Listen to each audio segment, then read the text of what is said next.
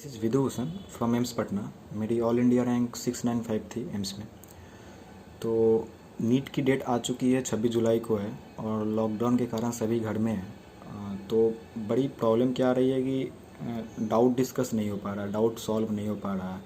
Teachers की access भी कम हो चुकी है। गूगल या यूट्यूब पे सर्च करते हैं तो वहाँ पे इधर उधर का न्यूज़ देखने में ही टाइम वेस्ट हो जा रहा है।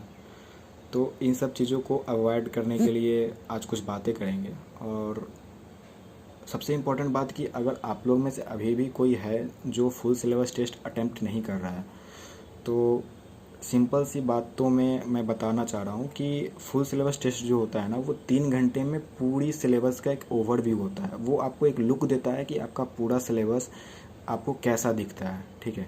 तो उसे अटेम्प्ट करना तो बहुत ही कंपलसरी है, मैंडेटरी है। तो आप उसे अटेम्प्ट करें, आज से शुरू कर दें, ठीक है।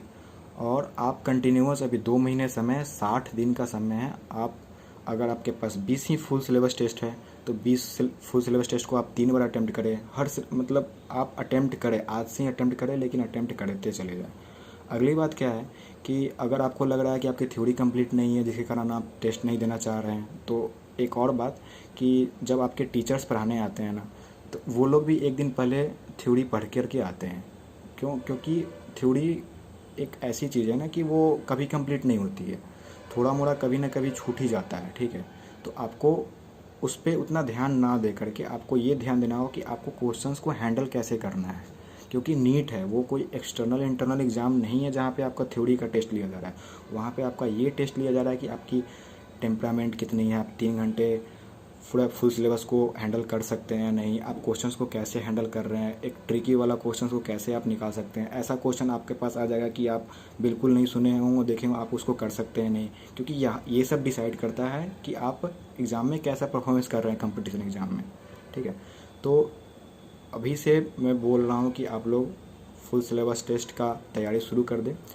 अगली बात क्या है कि आप जब फुल सिलेबस टेस्ट दें तो फिर क्या होगा कि आप उसे चेक करेंगे और गलतियाँ निकलेंगी। गलतियाँ 3-4 तरह की होंगी। एक होंगे कि आपने सिली मिस्टेक की होंगे, लाइक बबलिंग गलत होगा। दूसरा क्या होगा कि आपके पास उस टॉपिक ने को आपने पढ़ा ही नहीं होगा। अगला क्या होगा कि आपने पढ़ा तो होगा बट उस टाइम वो भूल गए होंगे। तो इसको कैसे हम करें, तो इसके लिए एक डाटा शीट बनाएं, ठीक है। डाटा शीट में आप लिखें कि आपकी कितनी मिस्टेक हुई थी और कितनी किस में हुई थी। मतलब बबलिंग में कितनी हुई थी, उसमें कितनी हुई थी, और फार्मूला भूलने वाले में कितनी हुई थी, ठीक है। इससे आपको एक पता चलेगा कि आपकी कमजोरी क्या है। बबलिंग कमजोरी है, आपने थ्योरी ही नहीं पढ़ा है मैक्सिमम चीज़, और या आपने फार्मूला ही बार बार भूल जा रहे हैं, कंसेप्ट ही भूल जा रहे हैं, बार बार पढ़े हुए हैं लेकिन भूल जा रहे हैं, ठीक है। तो अब क्या होगा कि बबलिंग वाला का तो उसके लिए तो प्रैक्टिस चाहिए, ठीक है। बाकी दोनों के लिए क्या है कि आप उसी दिन उस चैप्टर को ले, एनसीईआरटी से ले या सर के नोट्स से ले, ठीक है। जहाँ से आपको मतलब अब तक आप किए हैं वहाँ से ले, ठीक है। सर के नोट्स में क्या होता है कि इलस्ट्रेशन ज़्यादा होते हैं तो वहाँ पे इजीली समझ में आ जाती है, ठीक है। तो आपको, लेकिन आपके अकॉर्डिंग है, आप जहाँ से पढ़ना चाहे वो पढ़े।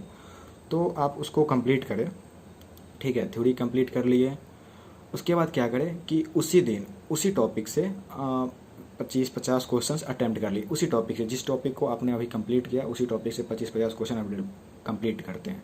तो क्या किए, हमने टेस्ट दे दिया, टेस्ट का ओवरव्यू कर लिया।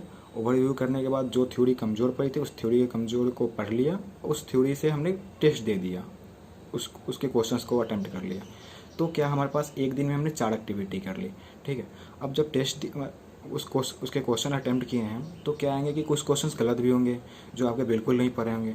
तो अगर मान लेते हैं कि 50 क्वेश्चन में 10 क्वेश्चन गलत है, तो जेन्युइनली क्या होगा कि 50-60% क्वेश्चन आपने गलत इंटरप्रिटेशन से कर लिया होगा। तो वो डाउट पूछने का कोई मायने नहीं है, ठीक है। डाउट 4-5 क्वेश्चन ही होंगे जो जेन्युइन टाइप के होंगे डाउट, ठीक है।